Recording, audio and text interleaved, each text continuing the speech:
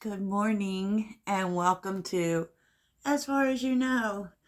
Now, of course, on Mondays we do the work. And if you're new here, Mondays is where we focus on journaling. Journaling is my junk. And so I pull an oracle spread to give you some ideas for journaling. And this week we're talking about shadow work a little bit. A little bit. Shadow work is where we hold ourselves accountable, right? Specifically with things that are holding us back, and we all have those things, and shadow work is very effective, and you don't have to do it all the time. That's what, some people just do it when they feel they need to. But I feel as if it's a good practice to do it monthly. Okay. And, there's a lot of feelings that are involved. And since this is a perfect time, because tomorrow is a Scorpio full moon, which is, you might already feel the buildup for it. It is squaring Pluto. So there are things coming up, and has to do with darkness. Now, yes, we could be experiencing things coming out or truths coming out with other people, or we could, and we've been going through so much with the nodes in regards to the relationships in our life. And so there could be realizations about the relationships in your life. And, Pluto's dark. Pluto is dark, but it can really deal with things, and this is what Scorpio does. Scorpio brings the things up that we need to let go of so that we can transform. Scorpio is very much always transforming. If you have any Scorpios in your life, or you have strong Scorpio placements, Scorpio is very comfortable with that. They're also very comfortable with the dark, which is funny, but I did a deep dive into Scorpio once because my mother was Scorpio sun and moon, which is, I believe, where I get my gifts from. And, I wanted to understand them. And it's funny because as Scorpio evolves, they start to accept their darkness, but their biggest fear is being sucked into the abyss. Right? And we really don't need to be afraid of the darkness. It's really about transmuting that energy and putting something light on it. Right? Those energies work together. We cannot have light energy without having dark energy. And as a Sagittarius, that can be very difficult because I just want to be light. And most Sagittarians, we just want to be light. We don't want to deal with the problems, or, and we definitely don't want to sit in it, because we're just not that way. We got to be happy, right? But sometimes we need to sit in it. We need to sit in it. And so that is what this time may be doing. And during a Scorpio full moon, we are being forced to address our darkness. And that is what we do with shadow work. Okay, Scorpio calls for it. Pluto calls for it. Now, just a FYI informational, wherever you have Pluto in your chart, meaning whatever house, you may find that is affected. I have Pluto in the 6th house, and it's part of a stellium. Yes, and so where I am affected is with my daily routines. I may find that my daily routines, what's not working, where am I not being productive, what are some better ways I can work, and also where do I fall under the imposter syndrome.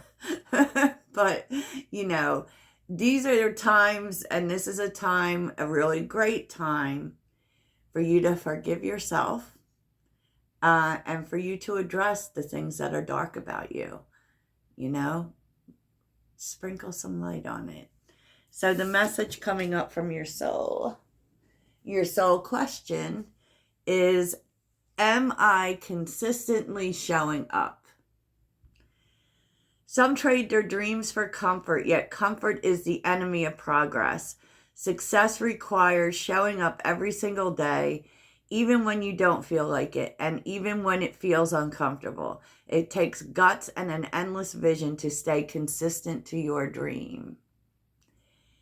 Today's soul action: journal where you can be more consistent in your life in alignment with your soulful goals, then show up. Yeah. Self-explanatory. And it's showing up in the rest of the oracles, right? Big picture energy. You're supposed to take a step back, look at the big picture. And this is about your future. Like, what are you holding on to? What are you not letting go? Because regeneration is here with Between Worlds and No Place Like Home, which talks about holding on to comfort, to what's comfortable. You know, there's a rebirth here that wants to happen. This is definitely Scorpio energy, right? But what are you not letting end? Like, how are you holding yourself in limbo? What are the comfortable things you're holding on to that prevent you from moving forward or chasing your dreams? You know, first of all, it's a really great idea to write out what your dream is. You know, what do you feel is your soul dream, right? And what is it that you won't let end that prevents you from moving towards that? And a lot of this has to do with comfort. Where is it that you will not get out of your comfort zone? What do you cling to? You know, because comfort is, you know, complacency is the killer of joy. You know, and this kind of says that there's something or some things that you hold on to that keep you in limbo. Okay, that keep you in limbo. And that is, you know, that is being comfortable with things. And I always feel like, and this is something that I was thinking about last week, and that is shadow friends.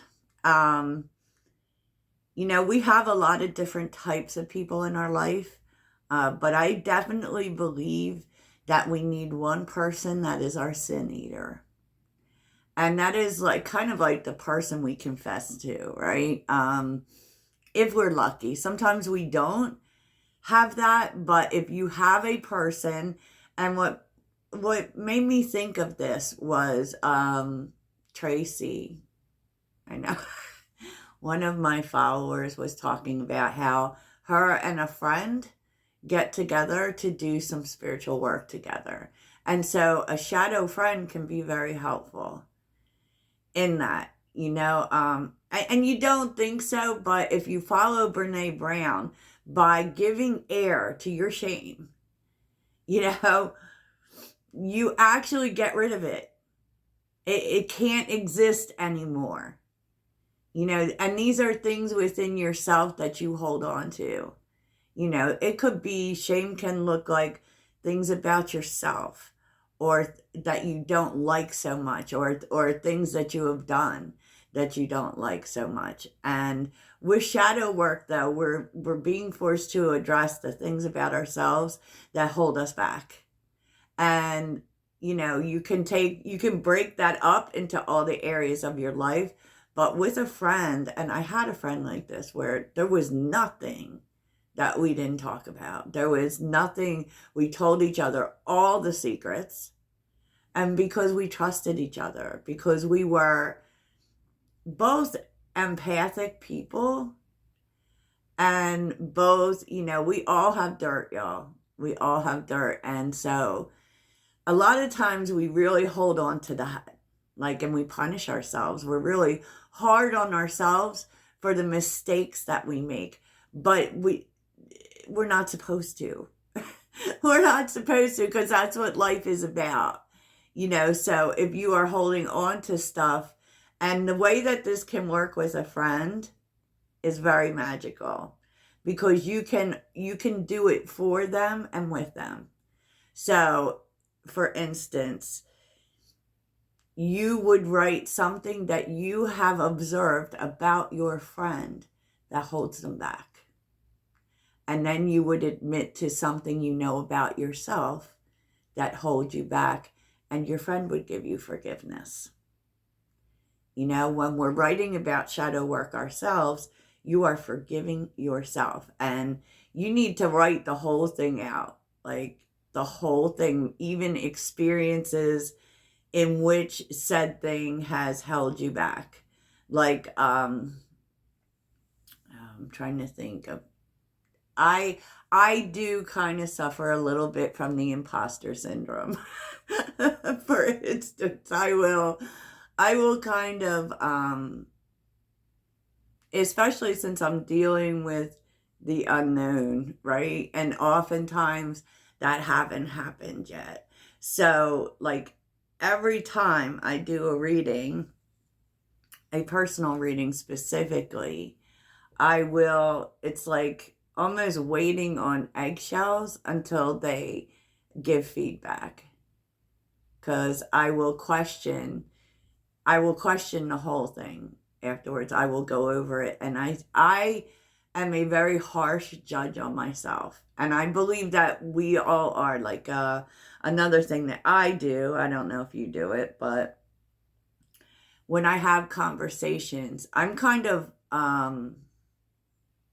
I do really well in this online world, but I do tend to be a little socially awkward. And so even when I have conversations with people, let's take text conversations, for instance. I will literally go back and read the messages, because I question the things that I say sometimes. Even to people, I will go back and I will apologize for things. Like, and if I feel like I've been too negative or too gossipy or any, I will apologize. If I feel like I've done too much of the talking, because I talk a lot, I will apologize. I literally go over every conversation after I have it and analyze. I am a very self-analytical person, right? And I also have, like, part of my darkness is being told what to do. Like, it's kind of really a big thing with me. Like, I can't be, like, I have had friends who have given me some advice or ideas for my business, and I tend to automatically take it as, you're judging what I'm doing, and you're telling me what to do. I have this really fierce thing about that. But anyways, we all have something, and we can work on that. And, sometimes, you know, the way that we treat ourselves holds us back from other people. And so, that is a way that I kind of hold myself back from other people, right? So during shadow work, we also challenge our negative self-talk. So, for instance, you can write 3 things that are holding you back. 3 things you say to yourself that you forgive yourself for. What do you forgive yourself for? Okay? Write out what you feel your darkness is and forgive yourself for that. We're never not supposed to have some. We're never. What are 3 ways in which you kind of cling to comfort that are stopping you from moving forward? I love the number 3. By the way, I do. And you know what? Like, your spirit guides were saying, spend some time with animals. I will tell you, because my roommate has a dog that I've decided I'm co-parenting. And animals really do something for you, like emotionally, like in terms of emotional support, they are amazing. So here is your, first we're going to get on to, I had this idea with Rumi. Now this is a journal, The Wisdom of Rumi. I'm sure all of you know who that is. So it includes, like, it's a writing exercise with a poem. So we're just going to intuitively go to a page. Here we go. Oh, wow, this is nice. Okay, I'm going to read you the poem, and then I'm going to tell you about the exercise. Come on, sweetheart, let's adore one another before there is no more of you and me. A mirror tells the truth. Look at your grim face. Brighten up and cast away your bitter smile. A generous friend gives life for a friend. Let's rise above this. Animalistic behavior and be kind to one another. Spite darkens friendships. Why not cast away malice from our heart? Once you think of me dead and gone, you will make up with me. You will miss me. You may even adore me. Why be a worshiper of the dead? Think of me as a goner. Come and make up now. Since you will come and throw kisses at my tombstone later, why not give them to me now? This is me, that same person. I may talk too much, but my heart is silence. What else can I do? I am condemned to live this life. So this is definitely about healing friendship. What are some of your favorite memories with a best friend? Okay. And this may help you heal a rift. I don't know, y'all. So let's get on with your spiritual practice. Reaching out to spirit, which is really connecting with your spirit guides. In order to, like, invite, connect more with source and with spirit, you have to actually talk to your guides. Now, I'm not going to go through the whole who are your guides thing, because that's a longer conversation for another day. But in order to open the dialogue, you have to actually invite them. And so communication really enhances the relationship in order for your guides to help you, in order for you to get intuitive downloads. So this is really about, they're telling you at all different times of the day, ask spirit a question, right? And your answer will come. It will come intuitively, and keep track of when that happens. At different times throughout the day, try to stop for a few minutes and reach out with your mind to spirit. It could be simply to reach out and connect, to say a quick hello, or it could be a good time to ask a more specific question. You might choose to ask a question about a situation that's happening in your life, a story you saw or heard on the news, or something that's happening elsewhere in the world. Equally, it could be a time that you simply seek guidance. Sometimes the response may come right away, or it might take a little while. The answer can come in different ways, such as a sign, a symbol, part of a dream, or even a synchronistic event. Working with spirit is very much a partnership, and no matter what form of communication takes place, it's a vital part of the spirit. I know one thing that I do to keep, because I gotta keep it open here, y'all, is every morning I welcome my guides to my day. I welcome my guides, my ancestors, my angels, everything to my day. And if you are looking for an answer to a question, I actually like the practice of doing it at night. And that is writing the question down on a piece of paper and putting it under your pillow.